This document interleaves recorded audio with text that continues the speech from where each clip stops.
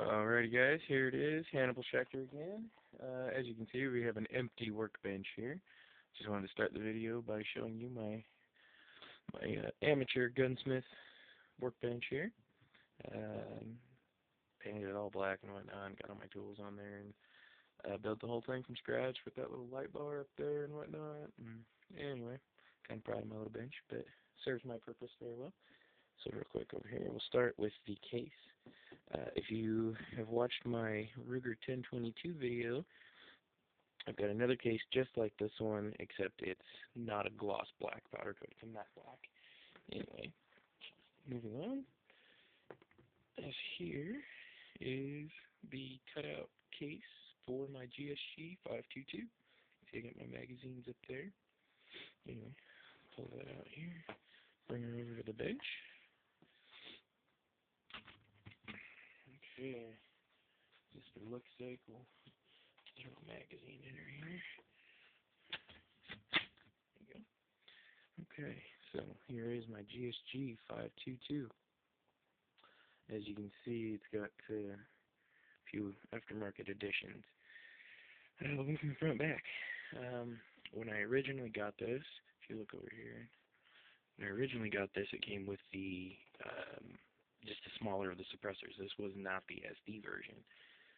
It also came with, you can see the other parts I took off. There's the GSG-522 cocking tube and the foregrip that it came with, the lower receiver, and a bunch of the parts, and also the collapsible stock.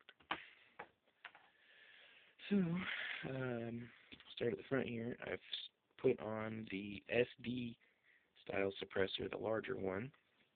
Put on the GSG-5 cocking tube, cocking handle. If you look real close there, you can see that it does not quite make contact. That's because I have installed a bolt buffer in mine. Mine I've actually made from really heavy-duty felt. It works really well. You can also see that I've put on the 3-rail foregrip. I've also put on a Mako foregrip as well. It says it's quick detach. No, it is not a quick detach. That thing is like basically welded on there. You got to take a rubber mallet to get it off there almost. So, moving on again, we have the SightMark red dot sight. This thing's pretty cool. I got it on Amazon for like $40, I think. Yeah, $40. It's really sweet. You know, I read some reviews about guys having blur and this and that. On a 22, this thing works fantastic. It's not real blurry. It's got seven brightness selectings, 4 different reticles. It's a great little sight. So I've got the GSG-5 lower receiver. And back here, this is an AR style stock that I have basically converted from an airsoft gun to work on here. Nothing fancy about it. It does extend out and collapse, and it doesn't have a whole lot of vertical movement to it, no more than the others, I'd say. So overall, I really like it. I like that over the collapsible just because of the full length you can get out of it. Let's see here. I told you about the bolt buffer, internal mods that I've done. Obviously, on the bolt buffer, I have done the trigger mod to this, so real quick here. Okay, so there we go.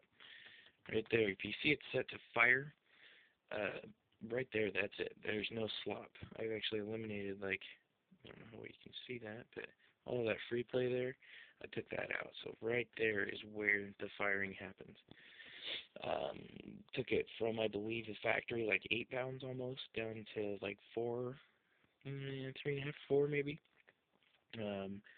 In my fancy little box over there, there's several parts from the inside of this that I've removed and cut off, and I have done the trigger modification, done a hammer strap modification, the magazine safety modification where that allows you to fire the gun without a magazine in it,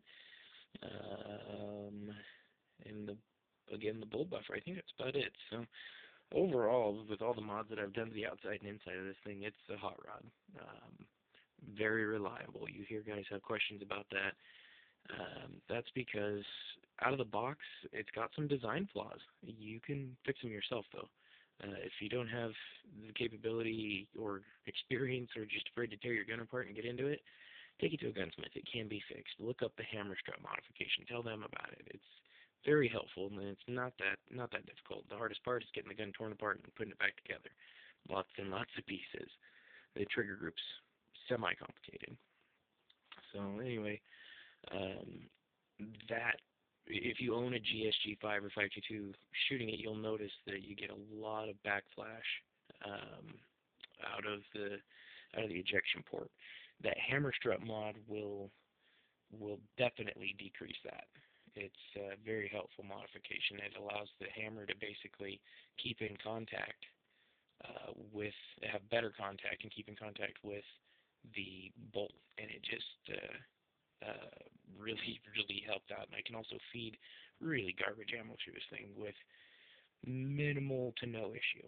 So anyways, guys, let me know what you think about my mods I've done here. I also have a video showing my gun all torn apart. It's actually kind of an older version of this same gun here I had before I did all the the GSG-5 updates and upgrades and the foregrips and all that. So